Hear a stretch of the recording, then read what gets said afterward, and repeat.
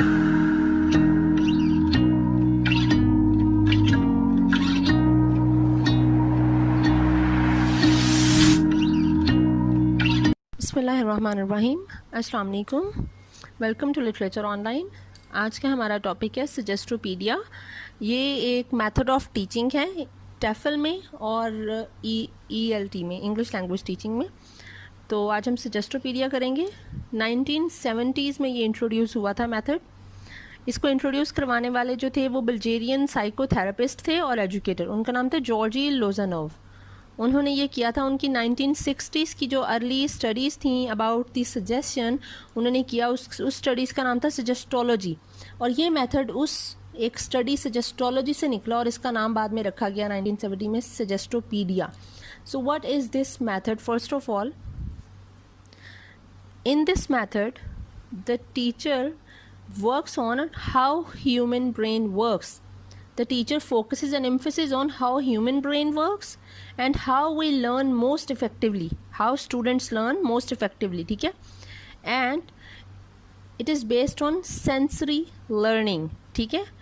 And positive expectation of success is also in this method. The teacher emphasizes on positive expectation of success.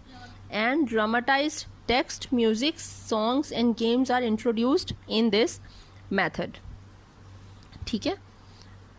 तो सबसे पहले अब इस method के दो नाम भी हैं। सजेस्टोपीडिया को दो और नाम दिए जाते हैं। एक नाम है इफेक्टिव अफेक्टिव लर्निंग। उसका मतलब है कि ये जो है इफेक्टिव, मतलब हमें एक डिज़ायर्ड रिजल्ट मिल सकता है, इतनी इफेक्टिव है ये चीज़। और अफेक्टिव उसका मतलब है it is based on the moods, feelings and attitudes of the learners. ठीक है, इफेक्टिव अफेक्टिव लर्निंग। दूसरा इसका नाम है ब्रेन फ्रेंडली लर्निंग, कि आपको एक ऐसा माहौल दिया जाता है, the atmosphere is brain friendly, ठीक है, जो आपको अच्छा लगेगा और वो ऑटोमेटिकली आप उसमें लर्न करना शुरू कर देते हो। And this method of teaching is based on the idea that effective learning is suggestive in nature and not direct. कि आप कमांड करने से बेहतर है, डायरेक्टली उसको एक चीज़ों को गाइड करने से बेहतर है कि आप सजेस्ट करो। ठीक है, it depends on the learner कि वो किस तरह से करेगा। Your method should be suggestive, suggestion होनी चाहिए। What Lozanov prescribed and he suggested was that first of all he told that students naturally set up a psychological barriers to learning, that they have fear that they will not be able to learn or perform these things. They have fear before they started learning this. ठीक है, and based on this psychological research of extrasensory perception, he developed a method of desuggestion of the limitations learners think they have. ठीक है, desugest करता है उस चीज़ को, वो learners को एक किस तरह का environment देना है that कि उनके अंदर का वो जो एक fear है, वो जो एक उनको अपने ऊपर ही एक doubt है, उनका वो doubt और उनका वो fear जो है, आप उसको lessen कर दो या उसको बिल्कुल ख़त्म कर दो। and provide the sort of relaxed state of mind that would facilitate the retention of material, कि वो उस चीज़ को absorb करना शुरू कर जाए, उनकी अंडरस्टैंडिंग होनी शुरू हो जाए, डेवलप होना शुरू हो जाए। He claimed, Lozanov claimed that only 5 to 10% mental capacity is used by students in the classroom. They have so much fear of being unable to perform that they use only 5 to 10% of their mental capacity to learn anything. ठीक है, वो कह रहे through this method we can increase this capacity by 3 to 5%. हम इसको increase कर सकते हैं और ये उनकी learning में इस तरह से जो है वो improvement आएगी। अब इसमें जो होता है, learning takes place through a combination of different types of right and left brain functions. अगर हमें थोड़ा सा ब्रेन के बारे में पता हो तो इसमें, क्योंकि इस मेथड में this method allows to receive information through peripheral perception.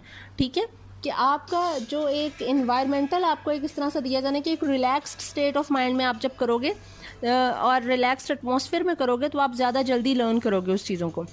तो इसमें जो लर्निंग होती है वो different types of right and left brain functions के अकॉर्डिंगली आपको करवाया जाता है। अब आपको right and left brain functions का बताऊं तो ब्रेन की दो साइड्स होती हैं, लेफ्ट साइड और राइट साइड। अमूमन साइंटिस्ट जो हैं, साइकोलॉजिस्ट, वो कहते हैं कि कुछ लोग अपना राइट ब्रेन होते हैं और कुछ लेफ्ट ब्रेन होते हैं, कि जो कुछ थोड़े एनालिटिकल और मेथोडिकल होते हैं वो होते हैं लेफ्ट ब्रेन, और जो क्रिएटिव और आर्टिस्टिक होते हैं वो होते हैं राइट ब्रेन। कि आप जब विजुअली और अपनी फीलिंग्स पे ज़्यादा, इमेजिनेशन पे, इंट्यूशंस पे आप लोग ज़्यादा इन्हिसार करोगे तो आप राइट ब्रेन हो, और अगर आप थोड़ा एनालिटिकल हो रहे हो और आप लॉजिकल हो रहे हो, मेथोडिकल हो रहे हो, तो आप लेफ़्ट ब्रेन हो। इस मेथड में ये राइट ब्रेन को ज़्यादा यूज़ करती हैं। ये कहते हैं कि आपको एटमॉस्फेयर, आपकी फीलिंग्स और आपकी इमेजिनेशंस, आपके जो म्यूज़िक है, कुछ इस तरह से कर दिया जाए कि आप ऑटोमेटिकली, आपका राइट ब्रेन जो है वो ज़्यादा वर्क में आए और आप उसके थ्रू करना शुरू कर दो काम, ठीक है। उसके बाद आता है कि what are the 3 barriers to suggestion. कौन से 3 बैरियर्स हैं सजेशन के? First of all is logical critical, the second is affective emotional, and the third is ethical. The first that is logical critical, उसमें आपके ये बैरियर आ जाते हैं कि स्टूडेंट ये सोचने लग जाता है कि this thing is not possible at all, या फिर वो ये सोचने लग जाता है कि others can do it but I can not. वो अपने ऊपर उसका भरोसा नहीं रहता। दैट इज़ लॉजिकल क्रिटिकल, कि वो खुद पर ट्रस्ट नहीं कर पा रहा है। Affective and emotional barrier is that student would think I won't do it, it makes me uneasy. जैसे आपको उलझन होती है, आप एक चीज़ से मतलब अवॉइड कर रहे हो, यू आर अवॉइडिंग इट, या फिर वो कहता है I rather not, thank you. पहले में था अपने ऊपर मिसट्रस्ट उसका। दूसरा अफेक्टिव इमोशनल में वो क्या हो रहा है, वो अवॉइड कर रहा है उस चीज़ को, ठीक है। And the third is ethical. Ethical का मतलब है दैट वो सोचता है कि I don't think it's fair और I think it's slightly dishonest. किसी चीज़ के बारे में उसके दिमाग में कोई एक ख्याल आ जाता है कि नहीं ये चीज़ सही नहीं है, एक एथिकल अप्रोच उसके जहन में आ जाती है, मॉरलिस्टिक अप्रोच आप कह लें, कि वो कहता है कि ये डिसऑनेस्ट है या फिर it's not fair, it's not right. तो वो उस चीज़ को लेकर राइट और रॉन्ग के चक्कर में फंस जाता है वो, ठीक है। और ये चीज़ वो एक बैरियर बन जाती है उसके काम में, सीखने में उसके। उसके बाद अब आता है कि what is the method of what is the method they used in suggestopedia. So first of all इसमें यूज़ करते हैं टीचर स्टोरी रीडिंग या कॉन्सर्ट, इसमें कहते हैं इसे। स्टोरी रीडिंग को इसमें कॉन्सर्ट कहा गया। कॉन्सर्ट आपका होता है, तो इसमें चीज़ें जो इंपॉर्टेंट है जहन में रखने वाली वो हैं कि इस मेथड में कॉन्सेंट्रेट किया जाता है on the understanding of the story. Teacher is not emphasizing on learning the new vocabulary or the grammar rules. On the other hand, he is concentrating on making his students understanding the story. वो आपको context समझाने की कोशिश कर रहा है, understand करवाने की कोशिश कर रहा है स्टोरी, कि आपको वो स्टोरी समझ में आ जाएगी, आपको कॉन्टेक्स्ट समझ में आ रहा है तो आप ऑटोमेटिकली अंडरस्टैंड करना शुरू कर दोगे कि ये किस तरह से बात की जा रही है, किस तरह से बात करते हैं, अपना पॉइंट ऑफ व्यू किस तरह से कन्वे करते हैं, how to convey your point of view when you are talking, how to talk, ठीक है, and how to express your feelings और डिज़ायर्स वट एवर, ठीक है, और योर प्लान्स। सो अच्छा, एक और बात फिर इसमें आ जाती है, इसमें music is also played in this method. Then the repeated exposure to new material. Repeated exposure होता है न्यू मटीरियल्स का। इसमें एक तो म्यूजिक है, दूसरा इसमें जो है वो फ्लैश कार्ड्स आपके यूज़ होंगे, पिक्चर्स यूज़ होंगी, ठीक है, प्रॉप्स कुछ यूज़ हो सकते हैं। So first of all teacher reads the story to students, ठीक है, कि वो कोई स्टोरी रीड करता है। अच्छा, इस सारे प्रोसीजर को नाम दिया जाता है कॉन्सर्ट का। ये जो स्टोरी रीडिंग का एक प्रोसीजर है इसको नाम दिया गया है इस मेथड में, सजेस्टोपीडिया में, कॉन्सर्ट, ठीक है। सबसे पहला काम वो करता है, the teacher reads the story to students. It's like he is singing in quasi recital style, ठीक है, कि जिस तरह से आप कुछ इस तरह से वंस देयर वाज, मतलब स्टूडेंट जो है उसका इंटरेस्ट फुल डेवलप होना चाहिए है कि वो इस। अच्छा, अगर आपने तारे ज़मीन पर देखी हो तो उसमें आमिर खान जिस तरह से बच्चों को करवा रहा था कि अगर उसका टॉपिक कोई इस तरह का है तो जिस तरह वो जोकर बन के आ रही है, वो डिफरेंट कैरेक्टर्स को अडॉप्ट कर रहा है और वो बच्चों को उस तरीके से लेके चल रहा है, तो ये it is just like that कि आप इसको जो है वो इस तरह से आपकी इंटोनेशन होनी चाहिए, आपकी आवाज़ की पिच ऊपर और नीचे जैसे जा रही है कि स्टूडेंट को पता चल रहा है कि अभी ये कैरेक्टर बोल रहा है, अभी वो कैरेक्टर बोल रहा है, इसमें क्या चीज़ हो रही, क्या नहीं हो रही। अच्छा, वो उसको वैसे ही कैरेक्टर को करेगा। दूसरा फिर हो जाता है कि do not introduce the material before the concert. Concert start करने से पहले आप मटेरियल से इंट्रोड्यूस ना करवा दो। ड्यूरिंग द कॉन्सर्ट आप वन बाय वन जो है वो मटेरियल इंट्रोड्यूस करवाओ for making the students participate in the activities and for evaluating them, कि वो कितना कर चुके हैं, कितना उन्हें अंडरस्टैंडिंग हो चुकी है, ठीक है। Then have students split up into teams. Students को स्प्लिट अप कर दें टीम्स में, ठीक है, ग्रुप्स बना दें, 2 बना दें, 3 बना दें आप। Then read the concept back with pauses. अब आपने जैसे आपने पहले स्टोरी सुनाई है, जिस तरह हम वो करते थे, जैसे वो एक्स जो है वो पानी में गिर जाता है, ठीक है, और वो ग्रीड इज़ अ कर्स वाली शायद थी, पता नहीं, honesty is the best policy वाली थी वो। अगर हमें टीचर जो है वो करवा रही थी तो हमें वो उसने पहले एक दफ़ा स्टोरी सुना दी है, बिल्कुल उसी तरह की वो जिस तरह स्टोरी हमें पता चले, स्टोरी रीडिंग जैसी होनी चाहिए, ठीक है, कि एक जिन आया, ऐसे हुआ वैसे हुआ ऐसे करके। और जब आपने वो एक दफ़ा सुना दी, बच्चों को समझ आ चुकी है अब, ठीक है, बच्चे स्टोरी को समझ चुके हैं, याद कर चुके हैं, उन्हें पता चल गया कि स्टोरी क्या थी।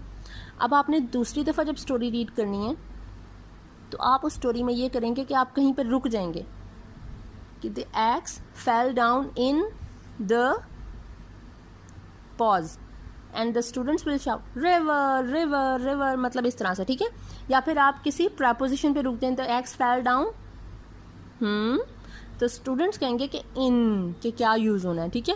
वो आपकी मर्जी है कि आप किसी नाउन के लिए आप रुक रहे हैं, या किसी आप प्रपोजिशन के लिए रुक रहे हैं, या किसी एडजेक्टिव्स के लिए रुक रहे हैं। लाइक पहले जो है वो सिल्वर आया, फिर गोल्डन आया, and then the royal X, तो इस तरह से, ठीक है। Read the concept back with pauses and the focus information being presented for the students to fill in. Students will fill in the information, ठीक है। Then each correct answer gets a point. जो team सही answer दे रही है उसको एक point मिलेगा। इस तरह ये जो कंपटीशन वाली जो एक एटमॉस्फेयर डेवलप होगा, एक जो कंपेटिटिव सी एक चीज़ होगी रूम में, उससे क्या होगा, बच्चों में ज़्यादा इंटरेस्ट लेंगे बच्चे कि नहीं हमने जितने, वी हैव टू विन, ठीक है, वो एक ज़रा ज़्यादा मज़े की चीज़ हो जाएगी। Then take cards, flash cards आपके पास होने चाहिए with new words phrases on them, ठीक है। कुछ जो आपकी स्टोरी में वर्ड्स फ्रेजेस वगैरह यूज़ हुए हैं, कुछ वो और कुछ उनके सिनोनिम्स जिस तरह होते हैं, आप वो फ्लैश कार्ड्स हर टीम को दे देंगे कि ये हैं। Now the students then place the cards in correct order. वो आपकी स्टोरी सुन चुके हैं, वो ये कॉन्सेप्ट पूरा अटेंड कर चुके हैं, अब उनका काम है टू ऑर्डर देम, सीक्वेंस में प्लेस करें कार्ड्स को कि ये किस तरह से प्लेस होने, कौन सी चीज़ पहले आनी, क्या हो रहा है क्या नहीं हो रहा, ठीक है। वो अब टीचर जब वो एक काम आपको दे देगा, आपने कर लिया, अब टीचर फिर कहेगा कि ये अब कुछ वर्ड्स हैं from those flash cards. Teacher will tell you to make up sentences from those cards, using those cards you have to make sentences. ये सारा कुछ एक वो कंपेटिटिव नेचर में ही हो रहा है कि हर टीम अपना अपना काम कर रही है और वो ग्रुप की शक्ल में आपको वो सेंटेंस बनाने हैं, कार्ड्स को ऑर्डर करना है, ठीक है, ये सारा कुछ होना है। तो ये आपका जो है ये एक प्रोसीजर होता है इस गेम का, ये सजेस्टोपीडिया का, कि इस तरह से आप बच्चे को आप क्या करवा रहे हो, इस तरह से आपने बच्चे की अंडरस्टैंडिंग डेवलप करवाई about the language. Then you also taught them about the preposition, the grammatical rules, right? The preposition, the use of preposition, the nouns, the adjectives, वो आप उसे करवा रहे हैं। You taught them how to make sentences from them, वो भी आपने उसी में ही करवा दिया उसको। तो इस तरह से आप उसको थोड़ी प्रेपरेशन करवा देते हैं उसकी, क्योंकि the goal of this method is the same। Her method का गोल क्या है कि आपकी कम्युनिकेटिव कॉम्पिटेंस आप में डेवलप करना, कि आपको इंग्लिश बोलनी आ सके, ठीक है, that you can communicate English with fluency and effectively, ठीक है, कि सही जगह पे सही बोल सकें। अब what is the theory of learning in this method, in suggestopedia what is the theory of learning? So the theory is, इसमें जो चीज़ें थ्योरी ऑफ लर्निंग में यूज होंगी, फर्स्ट इज अथॉरिटी। अथॉरिटी के teacher will have an authoritative role in this method. Teacher ये नहीं है कि वो आपका पार्टनर बन गया, लाइक इन अदर मेथड्स हम जो कर रहे थे, ऑडियो लिंगुअल किया या फिर हमने कम्युनिकेटिव अप्रोच किया। He is not your partner, he is authoritative, he is commanding you, he is telling you, he is guiding you, he is supervising you, ठीक है, in this method, in suggestopedia. Infantilization, infantilization का मतलब है कि वो बच्चों के साथ बच्चा बनकर आपको बता रहा है और सिखा रहा है। जब वो स्टोरी आपको बता रहा है तो वो बिल्कुल आपको वो उस रोल में अडेप्ट करके अपने आप को वो फिर बता रहा है, ठीक है, वो स्टोरी में। और वो आपको बिल्कुल छोटे बच्चों की तरह जिस तरह समझाते होते हैं, एक बेड टाइम स्टोरी होती है, वो आपको उस तरह से चीज़ों को बता रहा है। एक छोटी छोटी बिल्कुल आप समझ लें कि माइक्रो मैनेज कर रहा है क्लास को। वो इन्फेंटिलाइजेशन मतलब है कि वो माइक्रो मैनेज कर रहा है क्लास को, छोटी से छोटी डिटेल पे भी उसका ध्यान है इस वक्त। डबल प्लान्डनेस, कि आप बिल्कुल प्लान्ड हो, everything should be organised, well organised, और कोई भी उसमें कोई एरर ना रह जाए, ठीक है। इंटोनेशन होगी कि आपने, आपकी जो पिच होती है, आपकी आवाज़ जो ऊंची या कम होती है या फिर भारी हो रही है, कहीं पे आहिस्ता हो रही है, कि वो स्टोरी के हिसाब से आप चीज़ों को, जब फ़िक्रों को अदा करना है, किसी को रिक्वेस्ट करना है तो आपकी टोन क्या है, किसी को कमांड करना है तो आपकी टोन क्या है, जैसे कभी भीगी बिल्ली बन जाना और कभी शेर बन जाना, ये आपकी इंटोनेशन होगी, ठीक है। रिदम, जो आपने म्यूज़िक उसमें यूज़ करना है, ठीक है। आपकी रिदम, आपके फ़िक्रों की रिदम क्या है, जब आप सेंटेंस सुना रहे हो, आप जब कोई लेक्चर दे रहे हो, तो आपकी अपनी रिदम कैसी, कहाँ पे आपको थोड़ी सख्ती बरतनी है और कहाँ पे आपको you have to be lenient and easy going, ठीक है। That is rhythm and also the music. And the concert pseudo passiveness, ये बच्चों के लिए यूज़ हुआ है, स्टूडेंट्स के लिए यूज़ हुआ है ज़ेडो पैसिवनेस, कि ज़ेडो का मतलब ये कि fake, students are not passive in this method, they are active, they are participating in the activities, they are actively participating, they are active in this method, but this is called ज़ेडो passiveness। वो इसलिए कि what your teacher is saying to do, to perform, the students are doing the same, that is ज़ेडो passiveness। It doesn't mean that it is just like the grammar translation method, that they are passive in this method, they cannot ask questions or they cannot do what they want। It is just ज़ेडो passiveness, that is it is fake and artificial passiveness। Students can ask questions in it, and students are also participating in the activities, so students are not passive in this matter, but this is ज़ेडो passiveness, ठीक है। Concert pseudo passiveness के करना वो है जो teacher supervise करेगा आपको, ठीक है, और ना ही इसमें आपको डांटा जा रहा है, ना कुछ, ना गलती को कुछ बताया जा रहा है कि आपकी गलती है, वो आपको कोई भी पॉइंट आउट नहीं किया जाएगा, ठीक है, टॉलरेट किया जाएगा। Then what are the techniques of this method? First of all, concert, that is story reading। Then the imitation, कि स्टूडेंट टीचर जो है वो पहले स्टोरी सुना रहा है आपको और फिर आप उसको इमिटेट कर रहे हो, ठीक है। द क्वेश्चन आंसर सेशन आपका होगा, स्टूडेंट टीचर पूछेगा और आप जो फिल इन द ब्लैंक्स, जैसे मैंने आपको बताया कि टीचर पॉज करेगा and students will have to fill in the pauses, ठीक है। Then the role play, teacher can ask you to role play the story, ठीक है, आपको रोल्स दे देगा कि उसका ये स्टूडेंट का ये रोल है, स्टूडेंट का ये रोल है, you have to play those roles. Then the listening activities, तो स्टूडेंट्स करेंगे कि वो लिसन करते हैं जो टीचर कह रहा होता है। Sentence making is also a technique in this method, and then the student participation is also a technique in this method। The students are actively participating, ठीक है, वो जो फ्लैश कार्ड्स को आपको सीक्वेंस करना है, ऑर्डर में रखना है और फिर उसको वो उस हिसाब से लेके चलना है, that is the student participation. अब what are the key features of this method? The key features of this method are, first of all, the comfortable environment।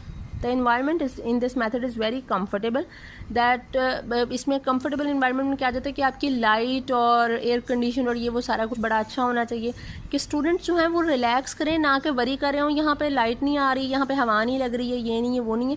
आपको जो इन्वायरमेंट, आपकी जो क्लास का जो पेंट शीट है, कलर है, वो बड़े लाइट से होने चाहिए, अच्छे से, कि सूदिंग सा हो सब कुछ। फिर आपकी जो चेयर अरेंजमेंट है वो इस तरह की होनी चाहिए कि हर स्टूडेंट वाइट बोर्ड जो है उसको क्लियरली देख सके, उसको उठ कर ना देखना पड़े, ठीक है। Then music, the rock music 60 beats per minute, जो आपकी, आप समझ लें आपकी हार्ट बीट के साथ ये मैच करते हुए उन्होंने कुछ इसका ये रॉक म्यूज़िक का कहा हुआ है कि ये आपने क्लास में उस वक्त लगाना है जब ये क्लास आप ले रहे हो, ताकि स्टूडेंट, ये म्यूज़िक रेनेसेंस पीरियड का है, 17th सेंचुरी में ये स्टार्ट हुआ और ये वाला म्यूज़िक जो है ये इसमें यूज़ किया जाता है। और उसके बाद आ जाता है पेरिफेरल लर्निंग।